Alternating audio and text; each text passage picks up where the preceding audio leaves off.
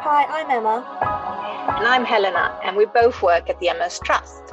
Just a little disclaimer, we're recording this over Zoom because of coronavirus and social distancing, so apologies if the sound is a little bit iffy at any stage. Please do bear with us. We'd like to welcome you to our podcast, Multiple Sclerosis, Breaking It Down, and this new episode which focuses on Carers Week, an important topic among the MS community that is sometimes overlooked. So in this episode, we'll be meeting some people who know a bit more about this subject and be able to tell us what it's like to be involved in some aspect of caring, as well as hearing from an expert on what resources and support there is available out there. So let's start off by hearing from Martin and his wife Lizzy. Now, Martin was diagnosed with MS around 40 years ago, while his wife Lizzy offers support through unpaid care.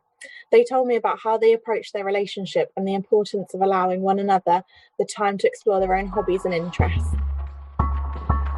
Carers Week is an annual campaign designed to raise awareness of caring, highlight the challenges unpaid carers face, and to recognise their often overlooked contribution. In 2021, Carers Week runs from the 7th to the 13th of June and remains as important a campaign as ever. According to Carers UK, the COVID-19 pandemic has meant that many people are taking on more caring responsibilities for their relatives and friends who need support. Today, I'm speaking to Martin and his wife Lizzy to find out about their relationship and whether they feel caring plays a part in the dynamic. Hi, Martin and Lizzy. It's lovely to speak with you both. Hi, Emma. Hiya. Martin, can I just start off by asking you to tell us a little bit about your diagnosis and those sort of early stages of your MS? Yeah, it was almost 40 years ago, and I was with my mother. And we went to the specialist. She was a great supporter of mine, and not always appreciated by me, being the young upstart I was. Anyway, I'd been through an MRI. I had a spinal tap, and eventually went to the doctor. I can remember his name, Dr. Kaufman, a very kind man, very caring. But he delivered the news. Sorry, Martin, but you've got MS. And that was it. Now, I'd been used to kind of diagnosis before because I've got a heart issue. I've got supraventricular tachycardia. Easier to say than spell. But same thing. My mum came along. We went through... I was at the National Hospital, and when that diagnosis was handed down, the whole setup was different, and that was earlier. That was in about 1978. I was actually diagnosed for MS in about 1980. About 1980, 85, 84, and it was very harsh. But what could you do? Mum was great, but there was only limited information. Do you want to tell us a little bit about your relationship, Lizzy, and sort of talk about whether MS was a part of your lives when you met or whether that sort of came later? Yes, he had MS when we met. We met at work, and so we were colleagues for a while. We became friends. I knew about the MS, and I sort of didn't know too much about it at that time. There wasn't a great deal of information about. And because we were friends, then, I just sympathised, and he used to tell me how things were going, and we'd go to the pub and he'd drown his sorrows for a bit, and that would be it. But then a relationship started about 2 or 3 years in. And at that point, I realised that as the relationship was growing more serious, then I had to find out a bit more about this illness, condition, call it what you will. And the one thing I realised at that point, there really wasn't very much that I could glean from it. That was before the days of the internet. So I went to the library, and there were just 2 books that I found about MS. One concerned nutrition, and the other one was just a general guide to, a medical book really about MS, which really didn't give me a great deal of information. But the one thing that I established very early on was the fact that he had to eat properly. And that was one thing living on his own he didn't do. When I looked in his cupboard, I just found chocolate biscuits and a pack of rotten old lamb chops and frozen food. It was frozen food mainly. So he wasn't taking care of himself. And the one thing that I established was that okay, so nutrition plays a part. We have to deal with that. And that was one thing after I moved in and then we got married. I put paid to, and I made sure that he started to eat properly and well, which, you know, has a knock-on effect because it's good for me as well. So for both of us, that's one thing that we did. But obviously, I had to come to terms with a lot of other things as well, where I didn't really understand much of what he was going through. If he was having a really bad day, I didn't know what that meant. I didn't realise that the fact that he couldn't get up out of bed meant that he was suffering vertigo on that day, and we had to deal with that. And so bit by bit, we've kind of put all those items together and made a whole, if you like. And I know now most of those symptoms, and I know how it affects him. So none of it really holds any horrors for us anymore.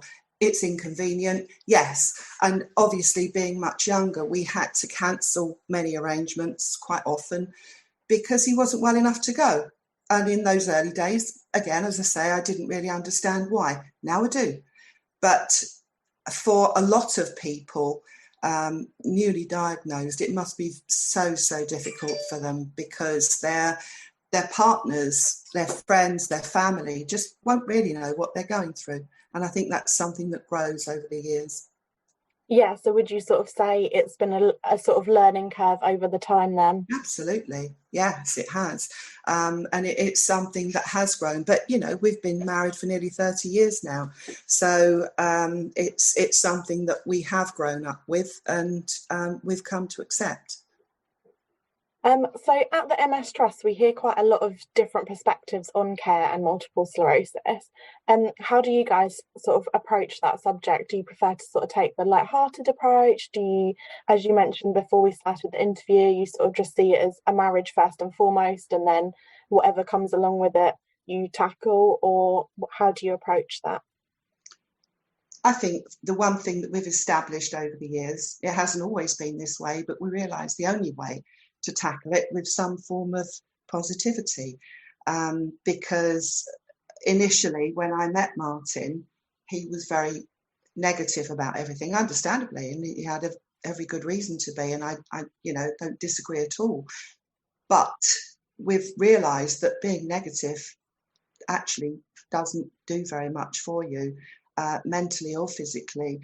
And I think that by changing our attitudes over the years, we've tried many ways of trying to cope with it, but positivity seems to be the one thing that comes out every single time.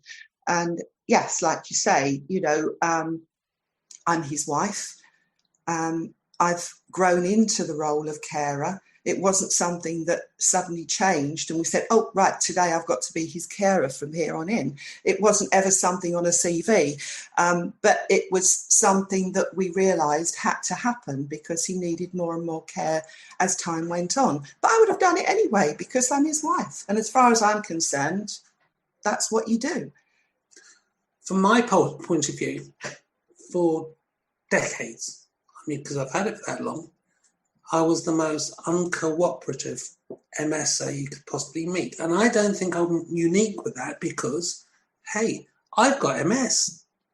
So the world is about me. And therefore, lack of understanding goes back to Lizzy. And it surprises me that she stood for it. And in all seriousness, because my attitude really did stink. Yeah, I was very full of good intentions. I wanted the best for our marriage, for her. But at the end of the day, it was about me because it's the MS thing. And you're not asking me the right questions. You're not understanding my reply. You're not inside my head, which is such a powerful instrument because as I've come to understand from talking to other MSs, because you got MS, you don't remember who the person you once were before diagnosis. And the fact is, you're the same person, except MS makes you think, I can't lift that glass. Can you give me that glass, please? Because it's so tough, because I'm tired. It's as easy to say yes as it is to say no. And then you garner a lot of goodwill that more people will do more things for you as opposed to say, let's just leave it. And you find yourself stewing in your own misery because people don't understand. They try to understand. It's true. But it's what you give out. And what you give out, if it's negative, it's going to come back negative, and you'll have... This is why you lose friends, because you're ungrateful, you bore them. The only thing that comes out of your lips is MS, MS, MS, MS, MS. How are you feeling? Oh, a terrible day. How are you feeling? Well, it could be better, but how are you doing? You could be having the most miserable time because you've got your own problems. So isn't it nice that I've turned around and I've asked you how you are? And that's how to maintain friendship. Think of other people. It's all down to mindfulness, which we're both really firm believers of. We are, yeah. Yeah. I mean, the thing is as well that people don't really understand what a relationship's about until somebody has a condition like this. And when you love someone, regardless, it doesn't make any difference what they've got. I recall very early on in our relationship, when we announced that we were getting married, somebody we worked with actually said to me, are you marrying him out of pity? Which was the most outrageous thing I've ever heard. Yes, but yet he was caring for a disabled wife. Sorry, she had disabilities. I can't remember what they were. And they had a young child. So it's not from somebody who was ignorant in the field of being together with somebody who was disabled, but it's still stung. Yeah, very much so. So, you know, that's something we've been very aware of, that people often don't understand why we were together in the first place. Yeah, that must be We quite don't. yeah. I've wondered myself over the years, but there you go. So what sort of, do you both still work? What's the extent of your caring relationship there, or is it just, as we mentioned before, sort of just a part of your marriage and your relationship there, or is there extras? Honestly, I don't think that I do anything differently to how I would behave if he didn't have MS. I can't really tell you what that would be, how that would look. We've never been there. He's always had MS all through our relationship, so we've accommodated that. The one thing that we don't do is fight against it, because there's no point. It's there. Used to. Yes. Used to, because when my life, it continues to change, the first really significant thing that mattered to me was I stopped driving, which meant I couldn't just put my foot down, go wherever I wanted to go, listen to whatever music I wanted to listen to, have it full volume. You know, it's that kind of thing. I wasn't a petrol head, but it's that independence. And then suddenly I've got a designated driver. And now that's mean for the both of us. I don't want to be driven. I'm a child. I want my steering wheel. Point is, I had to understand that Lizzy wasn't doing this for the state of her health or my health. I didn't understand it was hard for her as well. So it's something we both had to get used to. And I think that might have been one of the turning points. My acceptance of my developing, not worsening, my developing relationship with MS. And Liz is growing with it too. In fact, we've both got MS. Yes. Because she's grown with it for 30 years. And so she's lived it. So she suffers it in a different way. She's the one that has to field the phone calls. She's the one that has to take over, just like a mother. And that's something else. Wife and mother, but not just to our son, to me. And I don't know if I'm unique. I don't think I am. But I always showed a certain sign of resistance. Lizzy for years was trying to get me to eat healthy, which I do now. It's very much like the OS diet, but a little bit more. It was tailored to how we do things. But I've been just slow to change. That's just who I am. But I got there. But I didn't make life easy for her. That's the child. But I think also it's very important to establish the fact that he still has to retain his dignity. And, you know, he's still Martin.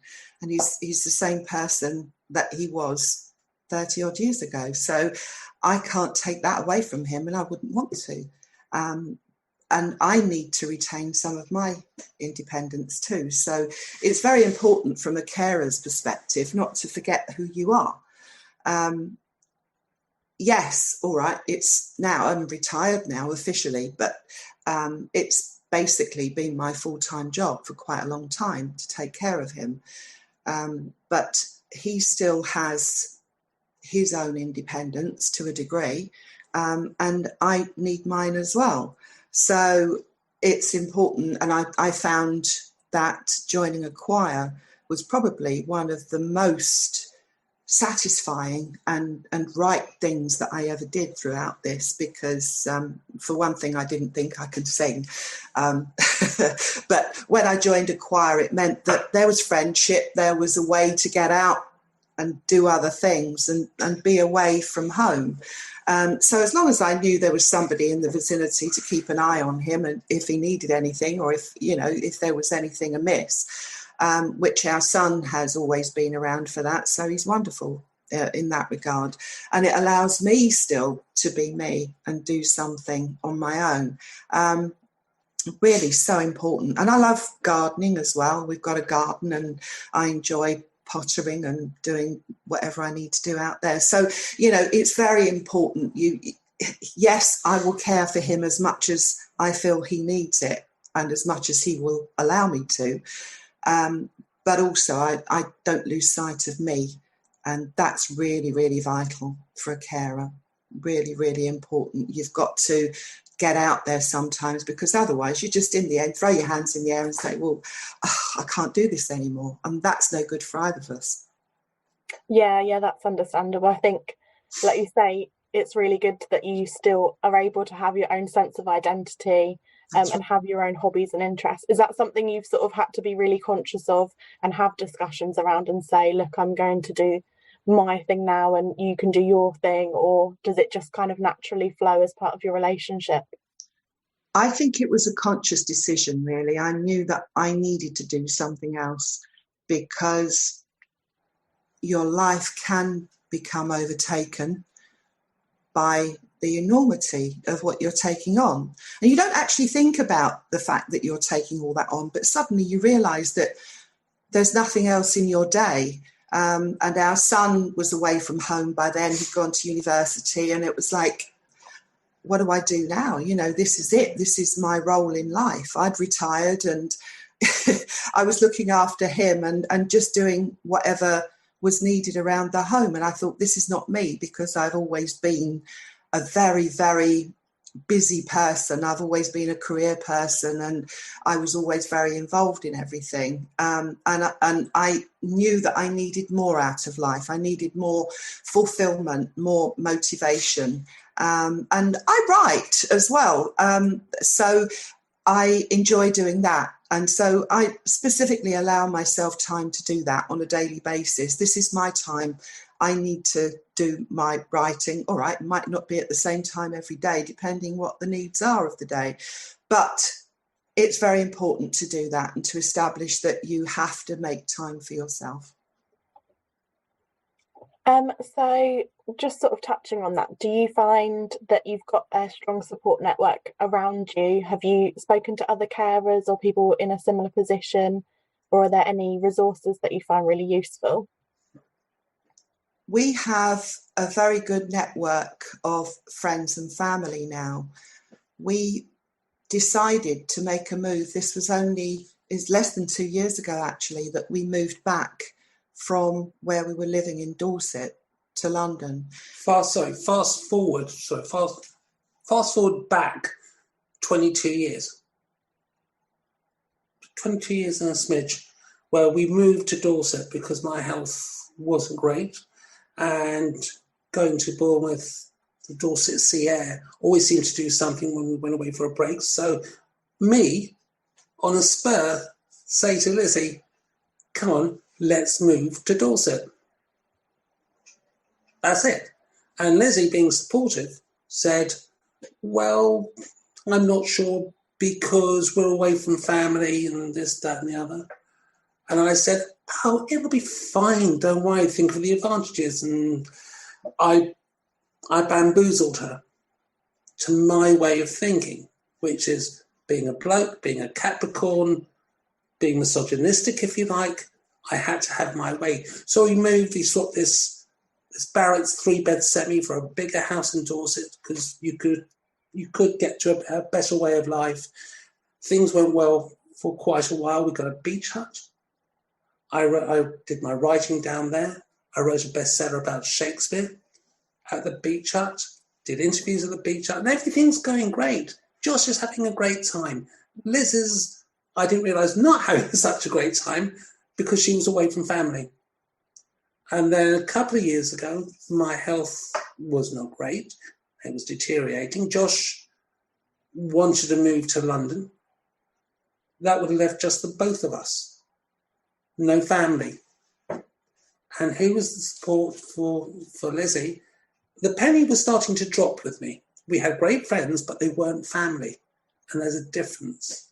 So we made the decision to move back. And now where we're living, we're within up to 30 minutes away from family and friends.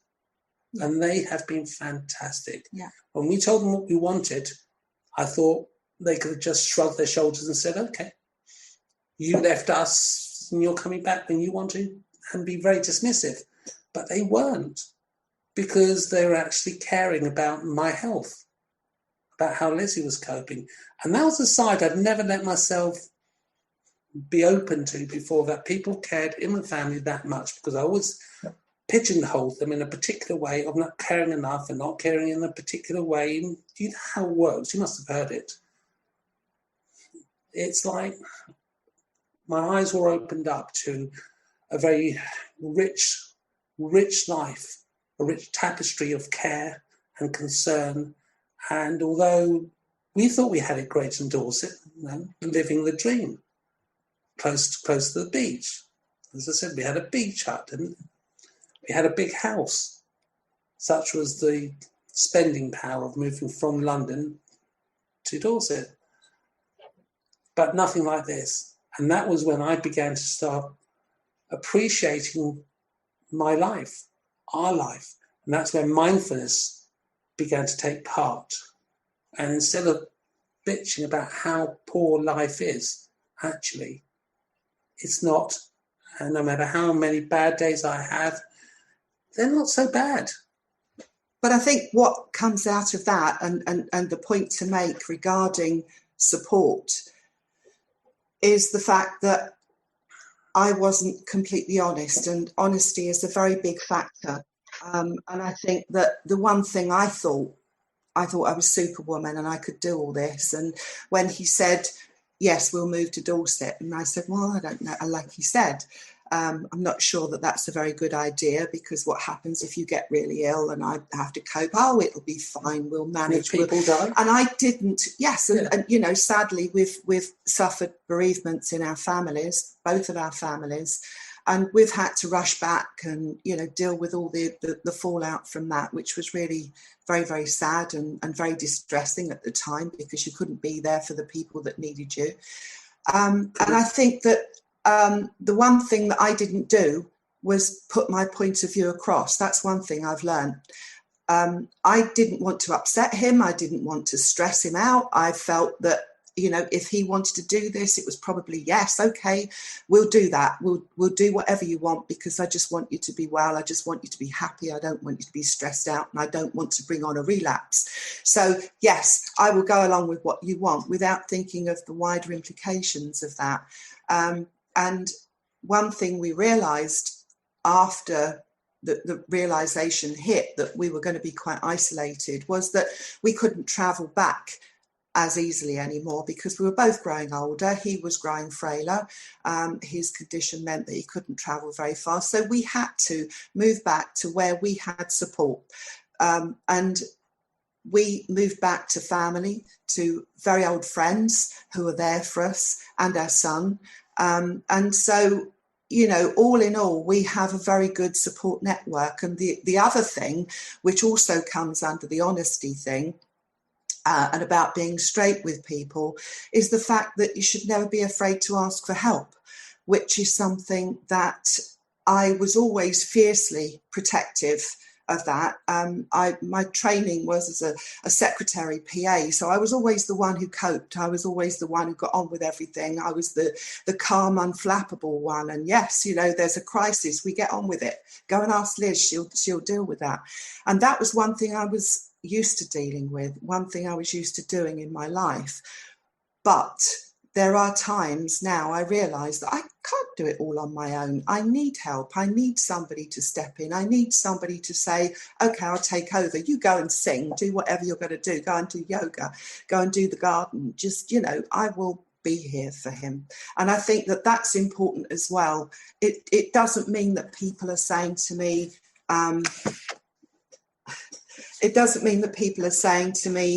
oh, you're weak, you can't cope. They're saying, you know, we're here.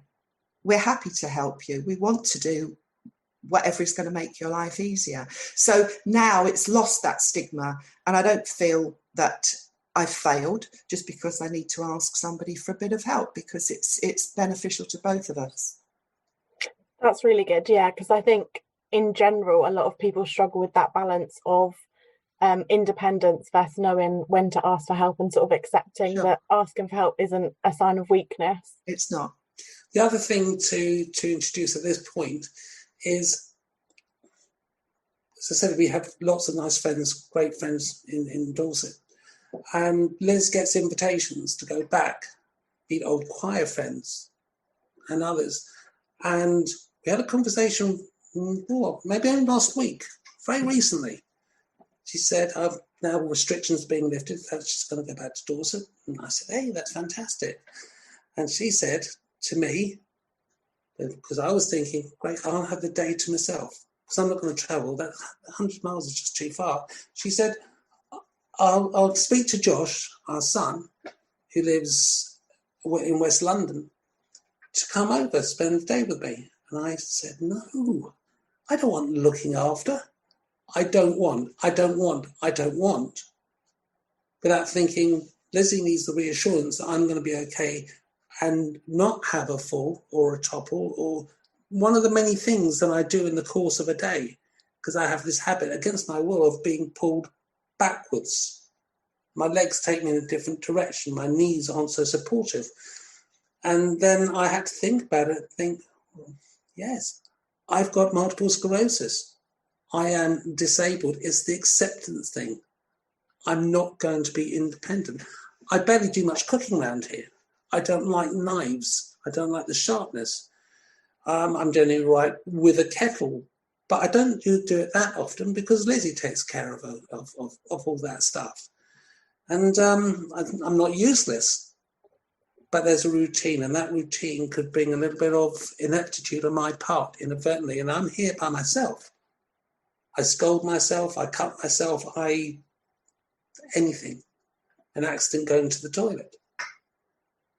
And I think it's big of me to actually accept, yes, it's a huge leap forward, continuing leap forward, that I'm not the man I was when we first met, the man I was 20 years ago, 10 years ago. The change from last year has been, from when we moved, nearly 2 years ago, has been absolutely immense. It's The strange thing is that when the pandemic hit, it was quite timely when we moved, actually, because it was before all that happened. And then when we had the pandemic start, it meant that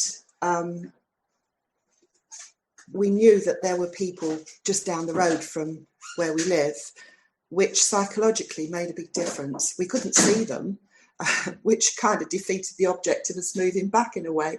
But it just meant that we knew that they were not too far away. Should, there be a real emergency, we knew that there were people around. And in any case, our son was in our bubble. So, he was there for us most of the time in any case. So that was great.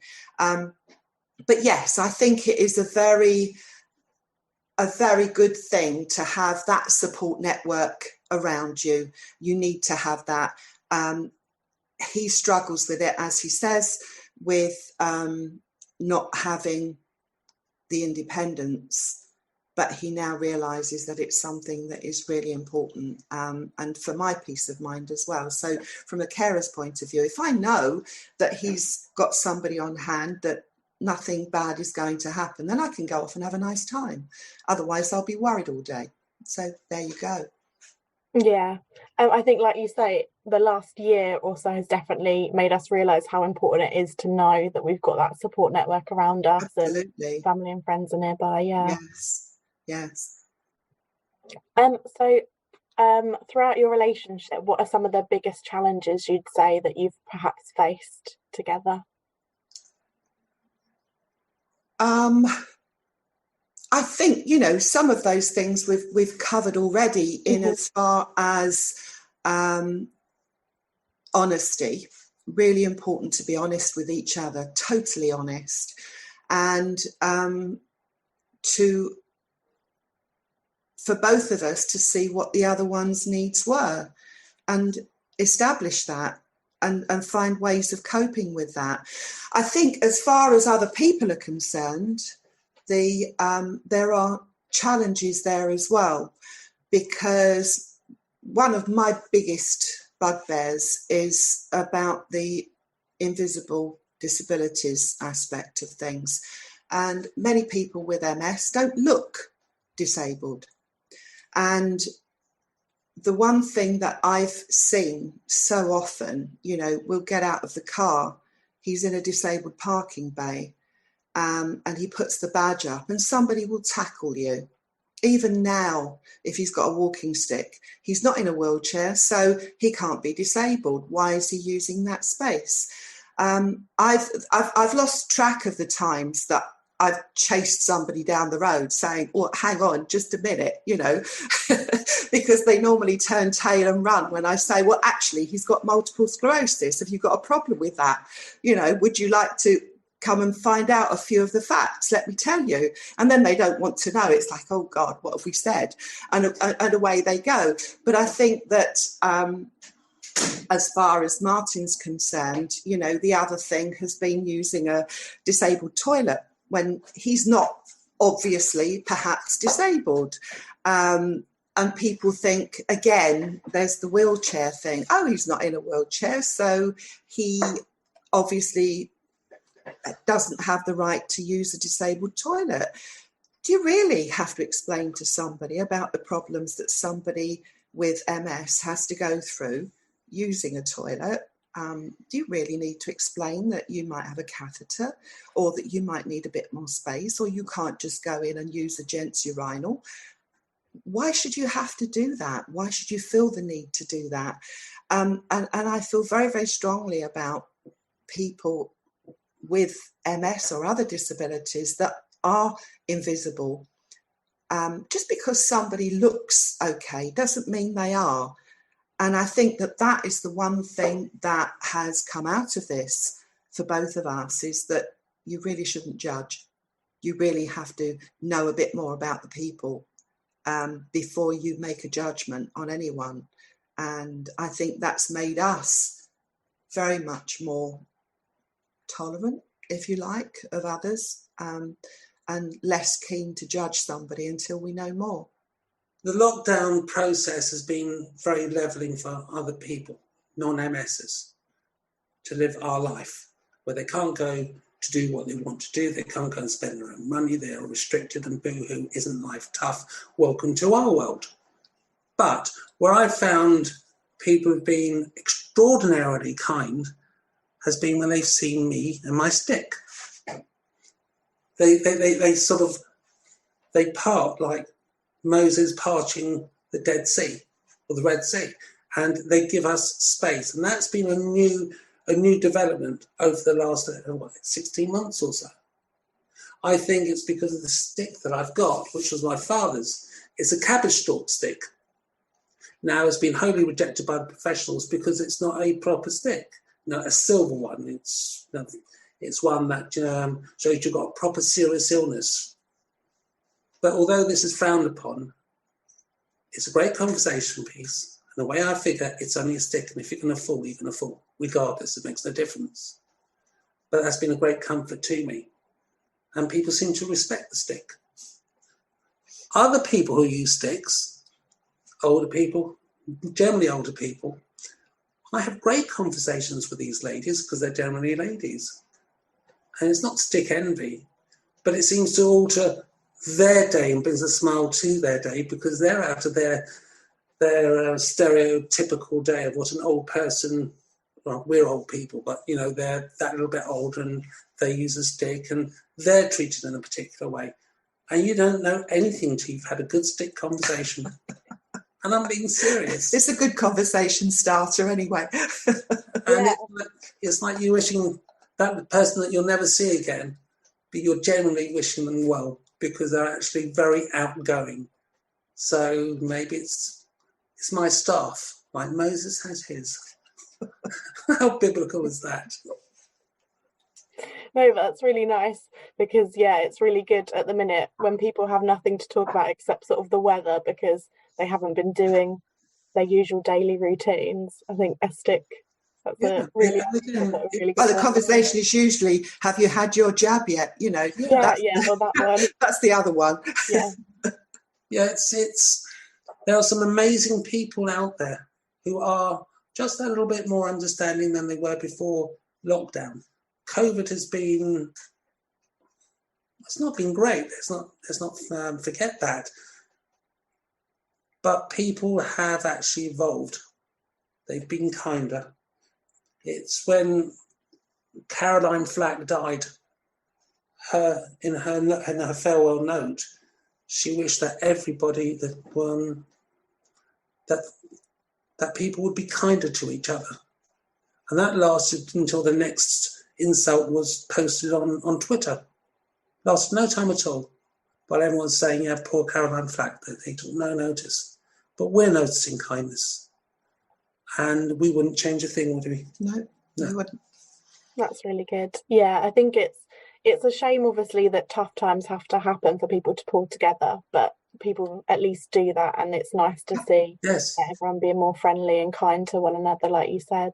Yeah. It costs nothing. And as Martin said, it's allowed people into his world a little bit because what it means is that nobody could go anywhere. We heard somebody complaining recently about not being able to play golf and not being able to go to the shops and not being able to go to cinemas, theatre. Well, he can't either. He could, but it's a lot more difficult. It takes a lot more thought. No. He wouldn't go to the theatre. He wouldn't go on an aeroplane. He wouldn't do any of those things. No, not now because of COVID. But the fact is that, prior to that, it was difficult. It took a lot of planning, a lot of thought, and, sometimes it was just too much trouble. So you just don't do it. And so, I think what it's done is it's been a great leveller, COVID has.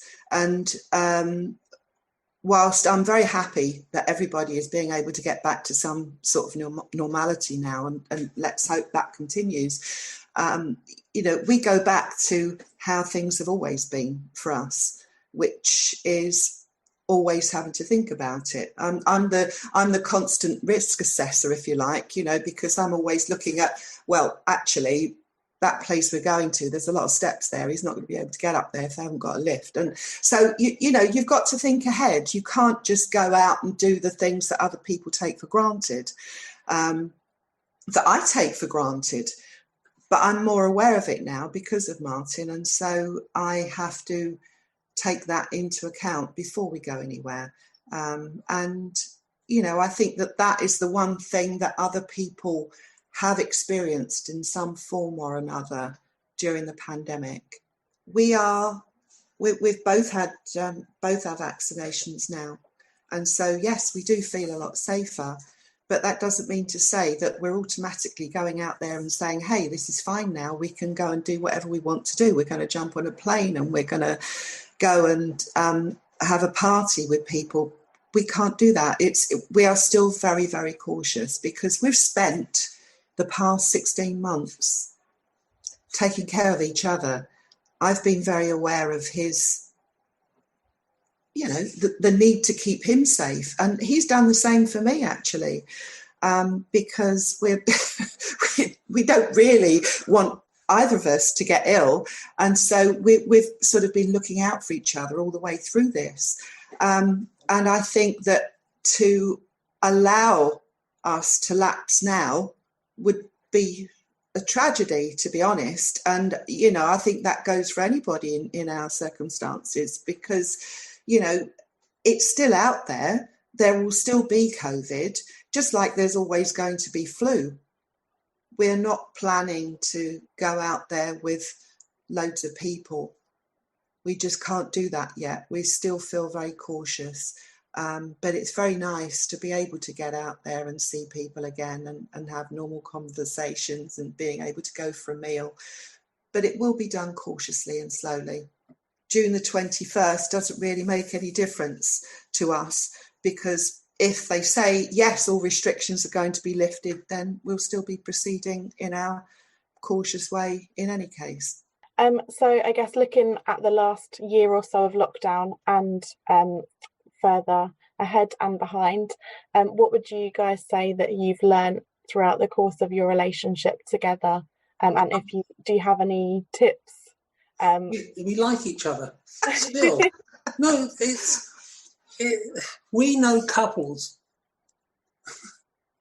and one in particular that he was always out doing things, guitar, golf, this, that, the other. He's retired, but he did a lot of things separately, he and his wife. Come lockdown, he's with his wife and having to spend time with her and be attentive and think of her. And he's like a caged tiger. He wants to get out and do things. And we was having lots and lots of holidays. Can't do the holidays, can't do anything he used to do. As a single person in a long, long marriage. But they're kind of liking each other now because he's had to change his ways. So we're very happy because they're a nice couple. For us, it's just an opportunity just to go on the way we are and realise what it is that we do like about each other. How great Lizzy is as my carer, as well as my spouse, and just learning just so much about this mindfulness business, which I'm new to, and meditation, and the pace of life has slowed down. To start the morning in the sunshine, doing morning meditation in the garden. Not a big garden, but got that peacefulness. To sidebar, just sidetrack on this. When I was diagnosed, Mum said her reaction was, there's always somebody worse off, which is not the same thing to say to a young, hot-headed person saying, oh, I've got MS. You know? Show me that person who's worse off. I'll gladly swap places or whatever. Because nobody was worse off than me. But then coronavirus, there have been loads of people worse off than me because they're the ones that passed away. They're the ones who can't wake up the next day and have a whinge about how lousy life is. I can't breathe. I can't do this. I'm not one of those, which makes me appreciate life even more. However bad my MS continues to go in that direction, it's not that bad. Whatever I can't do independently, it's not that bad because I can still do things and I'm forever grateful for it. It makes me grateful for Lizzy to help me. And it's just an appreciation. And I think it's become for me as well, a lot clearer, because we've spent 24/7 together this whole time. There's been no distractions. There's been nothing else to do. Like he says, we actually discovered that we still quite like each other after all these years.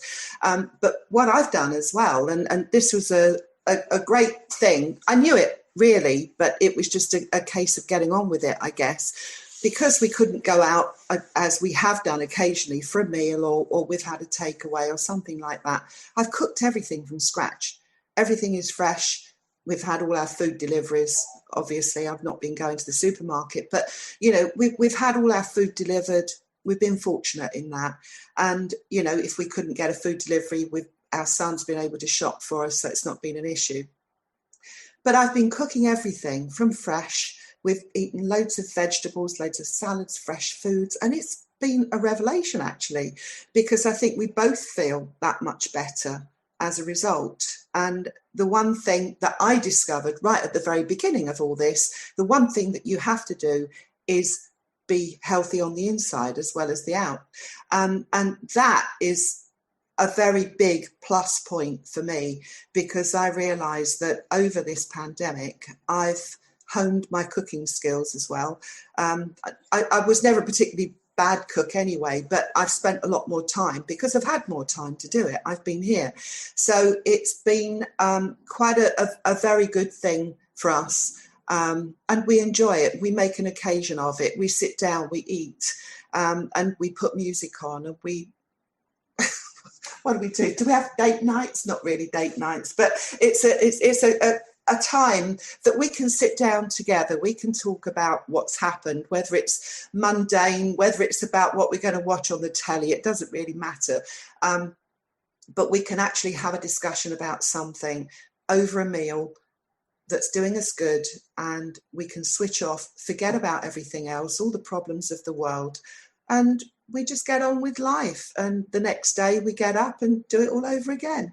As a result of this pandemic, we've looked after each other, looked after ourselves, and we're healthier. And happier. And happier. Do you think that's something you'll try and keep up, sort of the cooking absolutely. thing? Yes, we will. Yeah. And we've come out the other side. And fortunately, we've got our friends and family still there. Thank God. Yes. Nobody has been affected during the pandemic. Everybody's still there. We're still here. We're still smiling, making the most of life. And we realise how important it is to do that.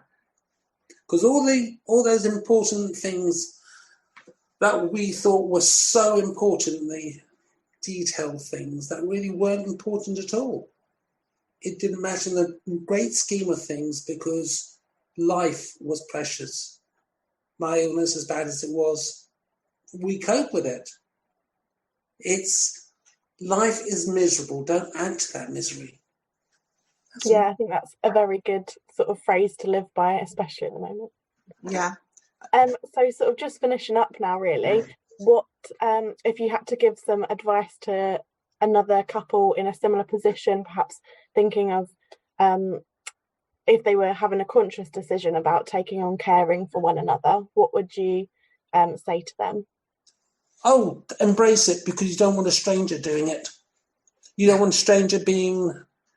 If you've been together with somebody for a long time, you're intimate with habits and things. You don't want a stranger to do it. We had a conversation just recently because yesterday, because I had a correspondence with somebody who told me about her sister who's really bad with MS, and her husband was being angry that she had MS. This is a woman who's got MS, her husband, so her brother-in-law was getting angry because he was getting frustrated about the MS and he couldn't do anything. And I said, how counterproductive is that? You're getting angry about something you can't control. You can't contribute. You're not helping.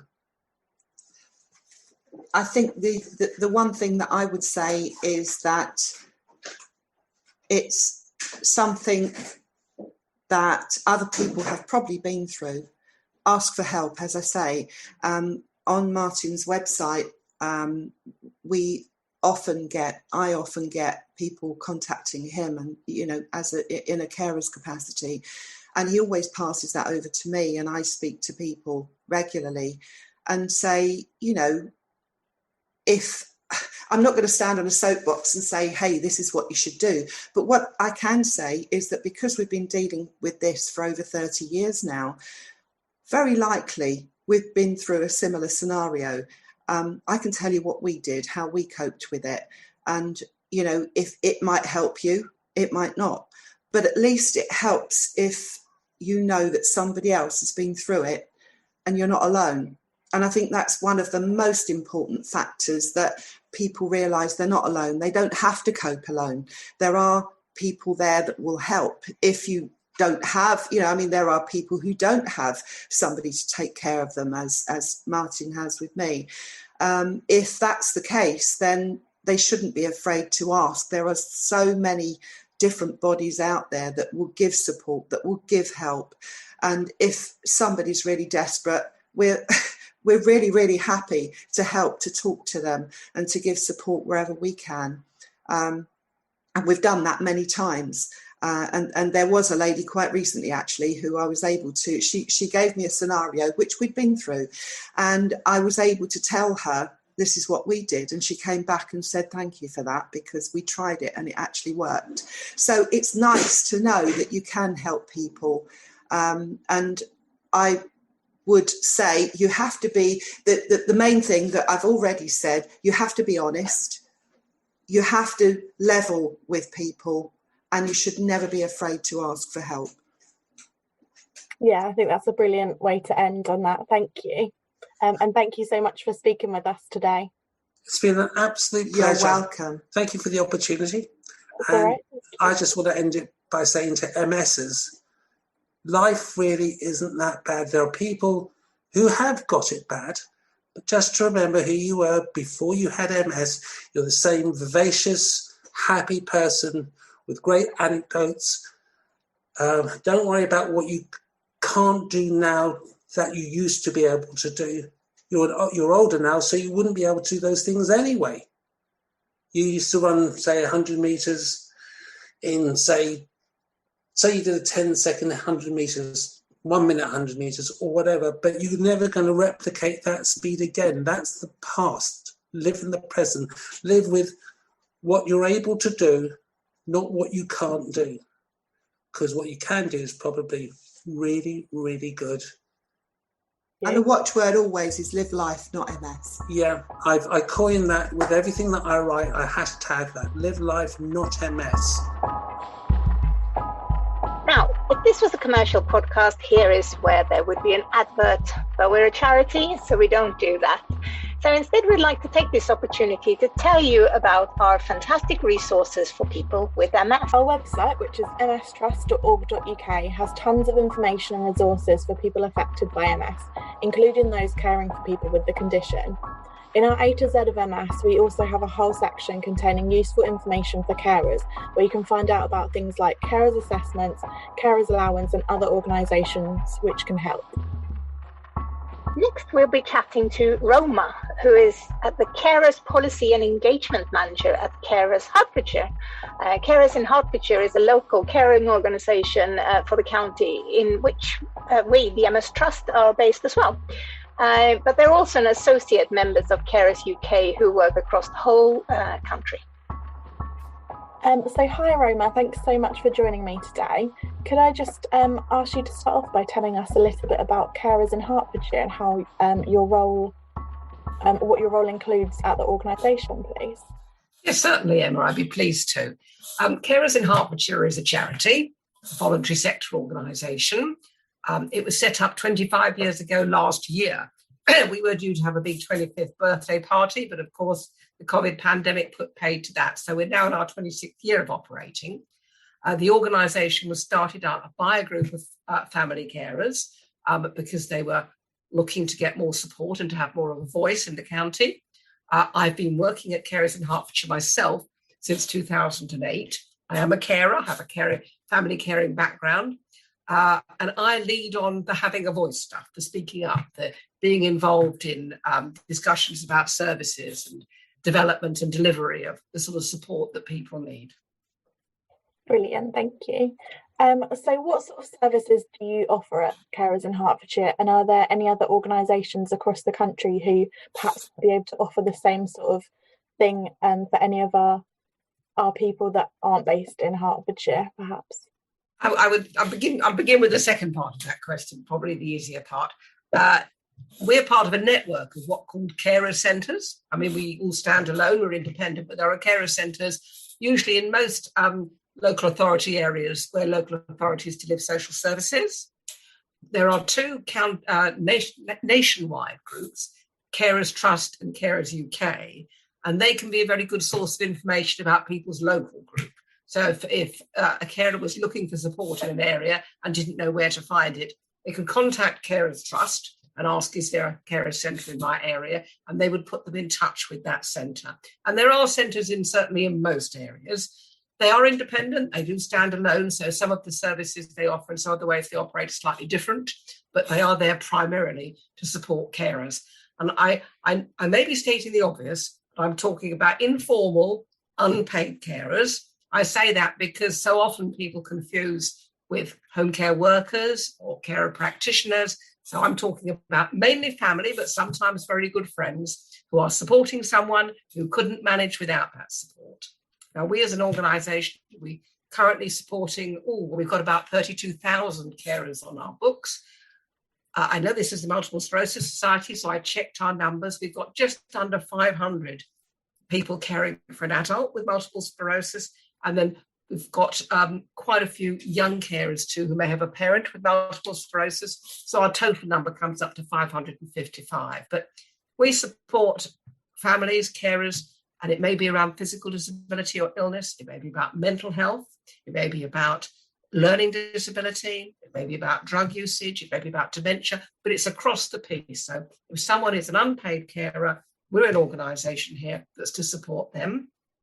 All the services that we offer to carers are free. We know there's no, if you start charging carers for services, well, they focus on the person they support. They're not going to start buying services for themselves.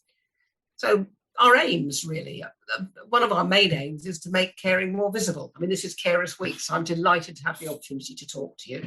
Make it more visible so carers will realise I am a carer.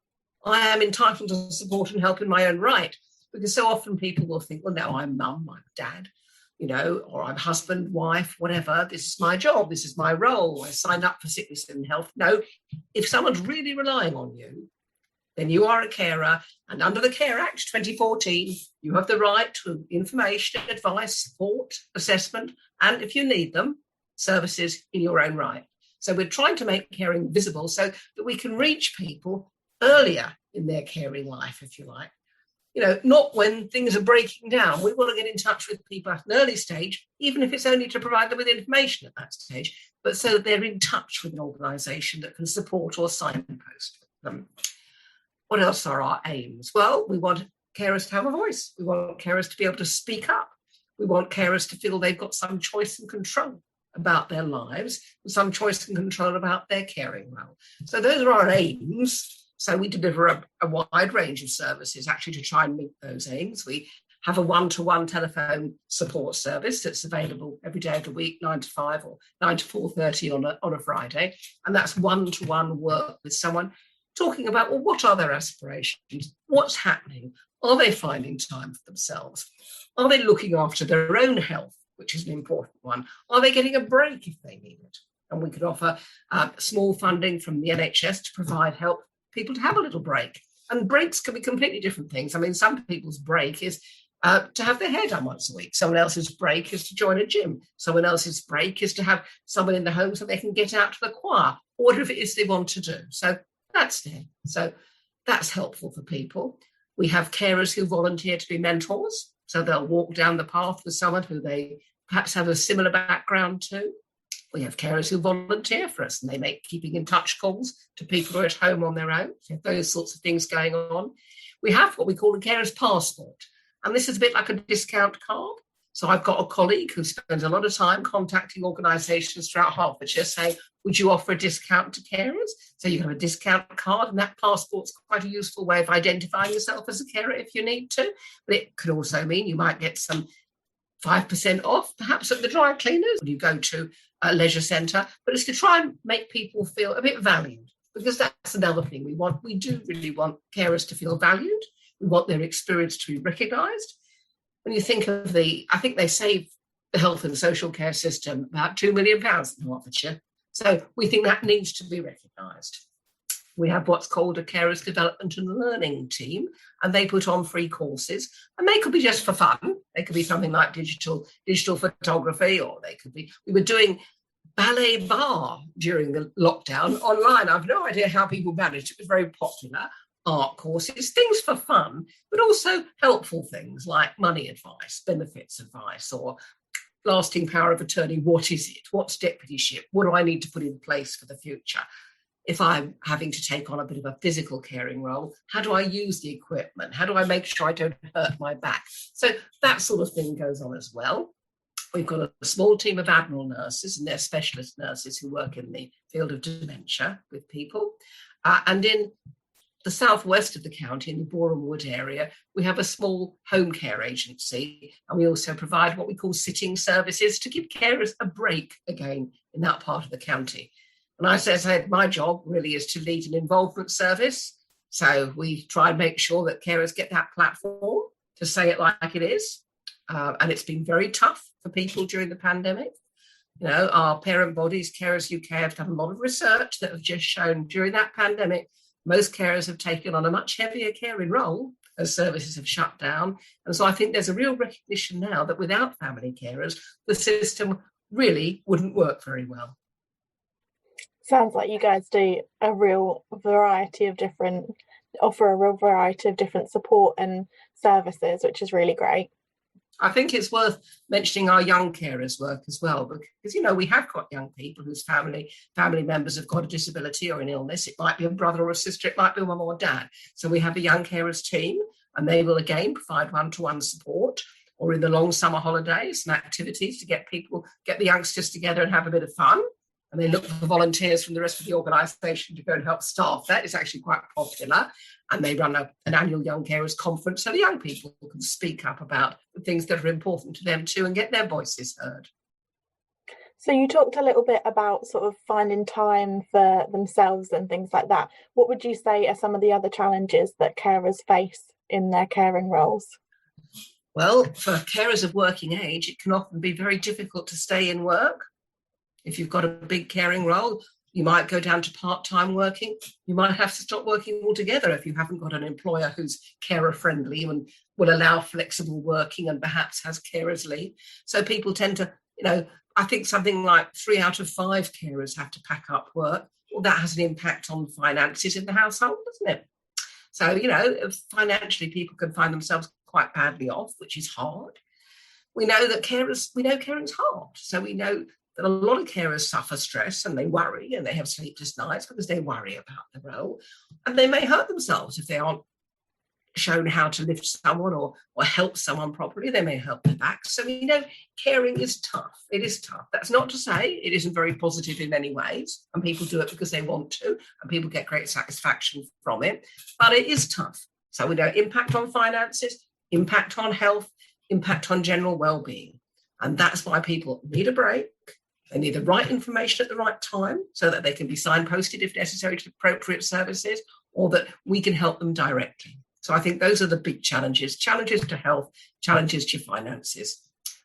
Public Health England have been looking at whether caring in itself is what they call a social determinant of health, one of those things that impacts on your health in your life, like housing can be or access to leisure can be. And I think that research is suggesting now caring in itself is a determinant of how well or otherwise people are. That'll definitely be an interesting thing to look at when they publish the full results on that one.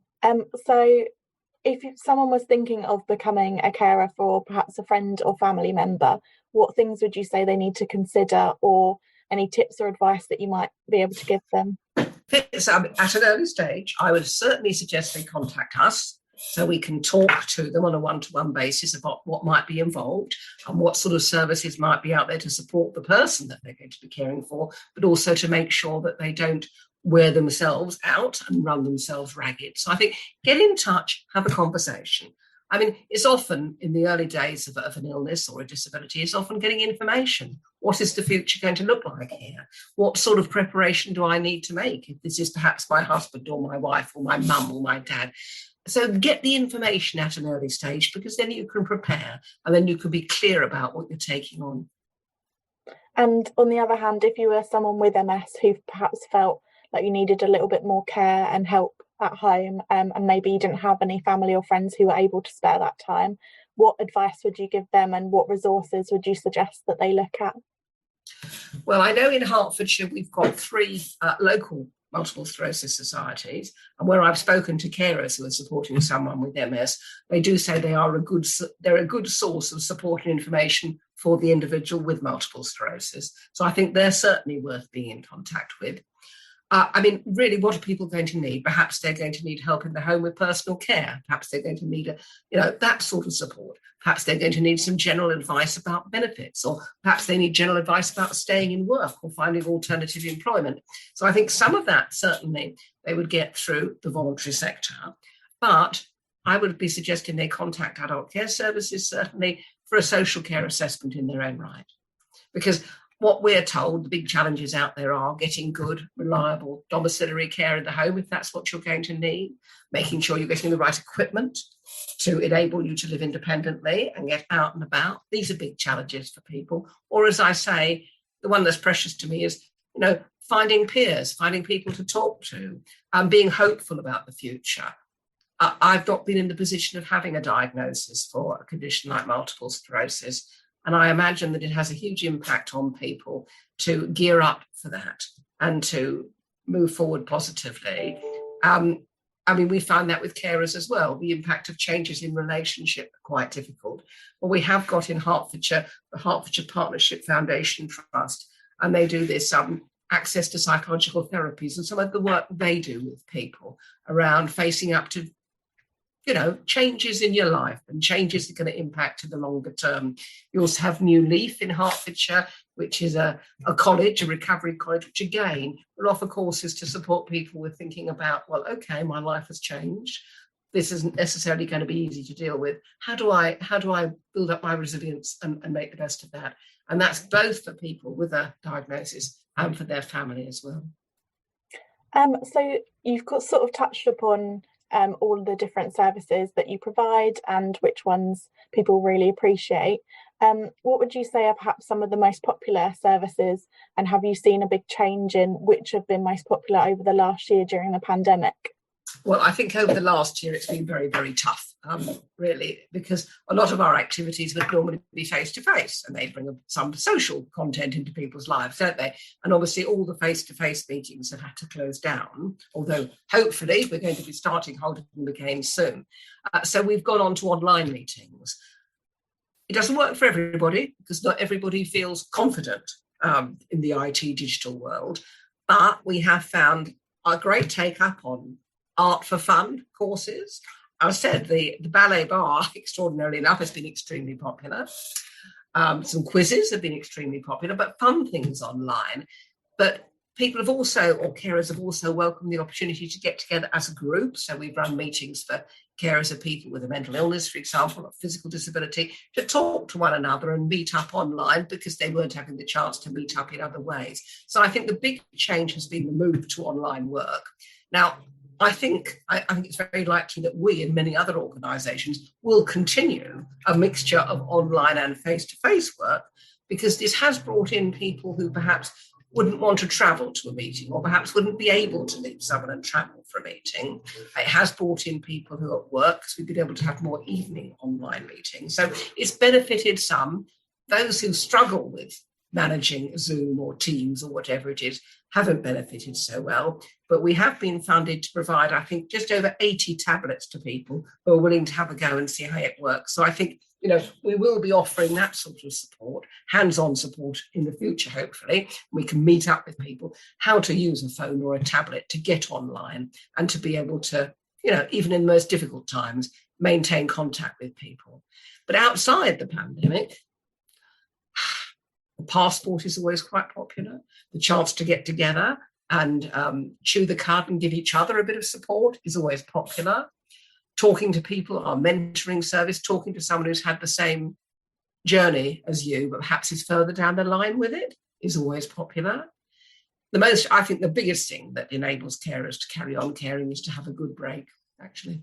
Have a good, enjoyable break and time to do what you want to do in that break. Yeah, so it's really important, I guess, from what you've been saying about those connections with people in a similar situation and the time as well. I mean, we get good support from the county council. So, for example, the county's money advice unit will always provide benefits advice. It'll talk to people about how you support your relative to make a PIP or DLA application. It'll support carers to make a carers allowance application or to look at what any other benefits they might be eligible for. So we get very good support from them. Issues like disabled facilities adaptations, which I would think are really quite important for people with multiple sclerosis, are more difficult because in our county we've got 10 different local authorities, and they're the districts and the borough councils, and they're the ones who manage the disabled facilities applications and grants, and so that's a little bit more disparate, but nonetheless it's there for people. And we have advocacy services with Power the Advocacy Agency who can help the individual with multiple sclerosis make the application if they need to. That's brilliant, thank you. It's been really useful getting some of that information, and I'm sure on our podcast people will find that really helpful. Well, we are here for them, and I know family members will often put themselves second and not think about themselves. And I guess my message is it's Carers Week. Carers are important people. If their own health and well-being fails, they will not be able to continue caring. So my message is look after yourself. If you live in Hertfordshire, get in touch with us. If you live in another county or a metropolitan borough or unitary authority, check out your local carer centre and get in touch with them. We're here for them. And we're back. That was a lot of information to take in. I have to say, I just love I love Roma's energy about things. You know, I feel like I don't really know that much about the world of carers myself. I've worked for the MS Trust for a while, and there is quite a lot of carers that are in our Facebook group, and I know like what she was saying about taking in information and getting information seems to sort of be a really kind of thing that people want in the group. But I feel like from both these interviews, the one thing that really came across is like communication and keep on talking to each other. Let you know that for the person who is the carer to speak up about their feelings as well. Yeah, I think it's really important to remember that, isn't it? Caring isn't just a one-size-fits-all approach. It can be tailored to both your relationship and your needs. And yeah, it can be in an unpaid facility, or obviously if you feel like you need that extra support, there are places that you can go and ask for sort of paid care through those too. Yeah, and I think what Roma was saying about if it's your husband or if it's your parents, you may feel like this is my duty, I have to do this, and this is what what's expected of me.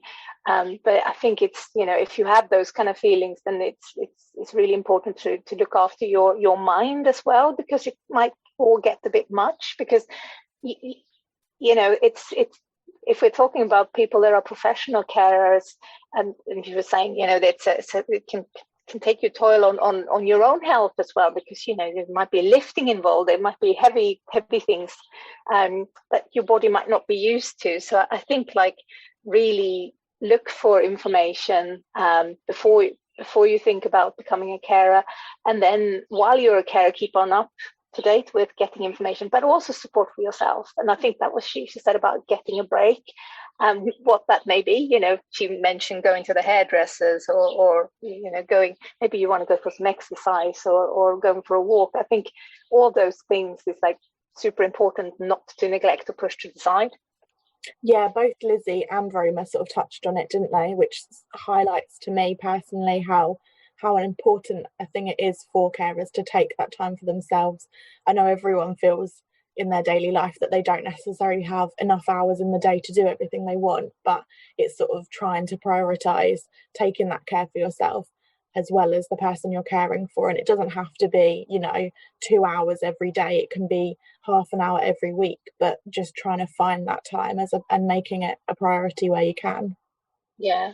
And bringing back to what Martin was saying as well, like when you do live with MS in the family, it is like they both live with MS, because even with the person who hasn't got MS themselves sort of lives with it, so gets really affected by it. So I think that sort of connection that you get with it and understanding, I think, that carers they need to be celebrated more. I think it's wonderful that we have Carers Week. I think, let people know about it. There's a lot of people out there who you wouldn't necessarily think are carers, but they are, and then there's young carers. And I think it's time that they got some attention. Yeah, definitely. Like you say, I think it's that sort of blurred line where a lot of people downplay the role that they play in caring for someone else. And it is important to acknowledge it. You can be humble and you can be someone that doesn't like to focus on things that they do or draw attention to it. But at the same time, you can still accept your role and, like we said, take some time out for yourself. Yeah. And if you do want any information, if you are a carer, do get in touch with the MS Trust, because we do have a lot of information about MS, but also we can point you in the right direction if you're looking for specific support for you as a carer. Remember that if you have any questions about MS, we're here for you. Our inquiry service is available Monday to Friday, except on UK bank holidays, and that's from 9 a.m. to 5 p.m. Outside of these hours, you're welcome to leave us a message and we'll get back to you as soon as we can. And you can also find us on Facebook, YouTube, Twitter, and Instagram.